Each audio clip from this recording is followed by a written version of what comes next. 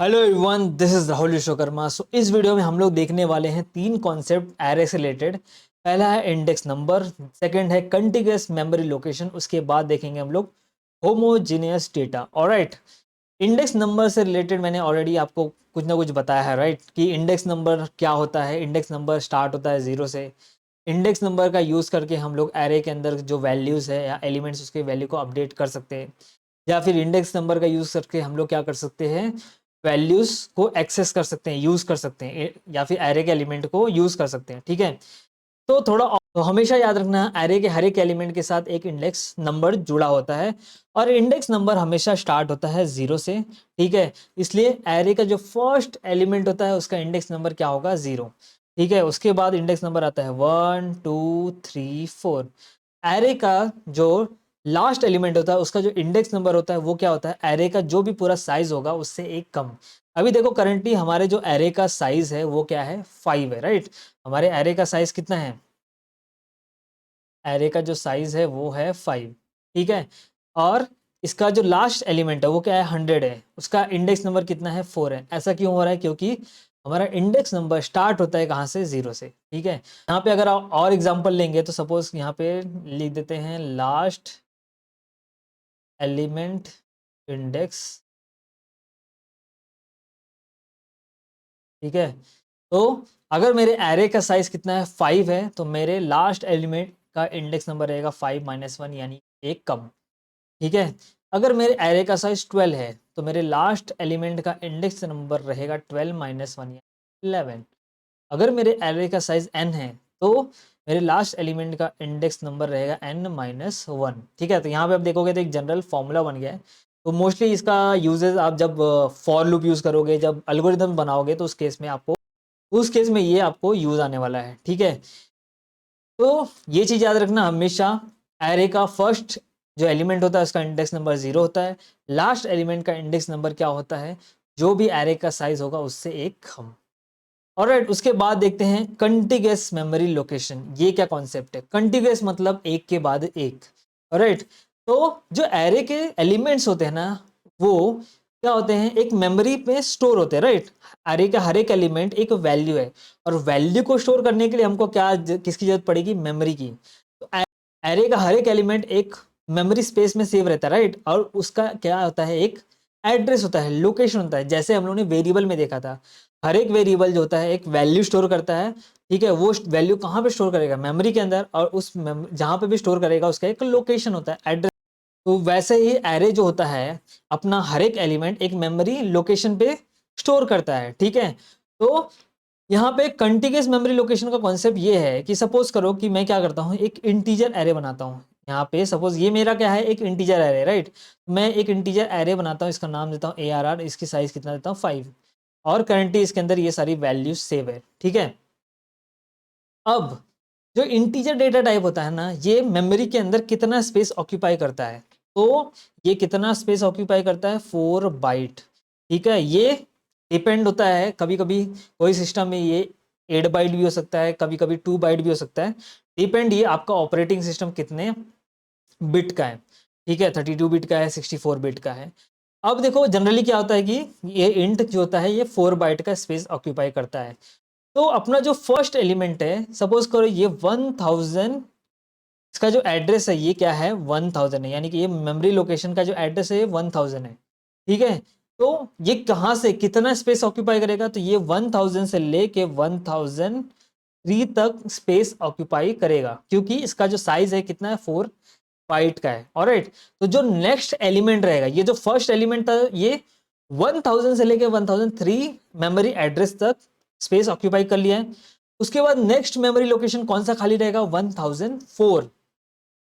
तो जो next element रहेगा, जो अपना सेकंड एलिमेंट है, वो ऐसा नहीं कि 1004 से लेके जो आगे कोई भी मेमोरी लोकेशन जैसे 2000 या 3000 वहां पे जाके स्टोर होगा, ऐसा नहीं है।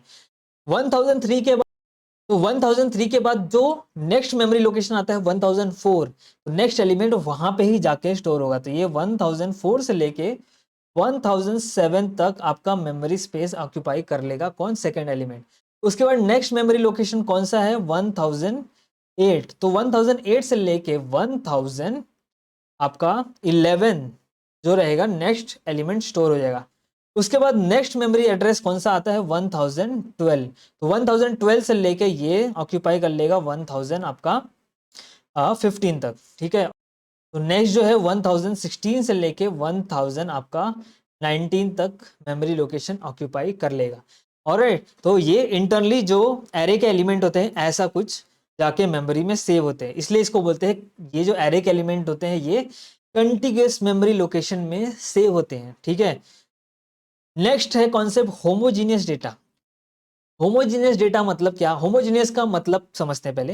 होमोजीनियस का मतलब होता है सेम, ओके। होमो तो जो एरे के एलिमेंट होते हैं ना हमेशा सेम डेटा टाइप के होते हैं, यानी कि यहाँ पे आप देखोगे तो मैंने जो एरे बनाया है उसका डेटा टाइप क्या है? इंटीजर। अब ये जो एरे है ना हमेशा इंटीजर डेटा टाइप के एलिमेंट को ही सेव करेगा, ना कि कोई और डेटा टाइप को, ठीक है। अगर आप इसमें स्ट्रिंग डेटा टाइप डालोगे या कोई और डबल डालोगे तो इसको क्या कर देगा, वो पहले ट्राई करेगा कन्वर्ट करने को इंटीजर में, अगर नहीं कन्वर्ट होगा तो उसको क्या करेगा, वो एरर देगा, ठीक है। तो अब ये जो जितने भी कॉन्सेप्ट बताया ना, इंडेक्स नंबर का कॉन्सेप्ट तो आपको क्लियर हो गया है। इसको इंडेक्स नंबर तो हम और भी आगे वाले जो आने वाले वीडियो है सब में देखने वाले हैं। अब ये जो कंटिग्यूअस मेमोरी लोकेशन है इसको हम जब पॉइंटर्स का कॉन्सेप्ट पढ़ेंगे ना वहां पे और डिटेल में देखेंगे उसका।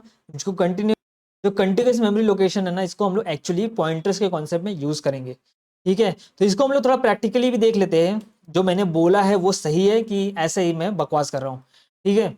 यहाँ पे आप देखोगे तो मैंने क्या किया है, एक एरे बनाया है जिसका डेटा टाइप इंटीजर है, इसकी साइज कितनी है 5 है, और इसके अंदर 5 एलिमेंट मैंने स्टोर कर दिया है।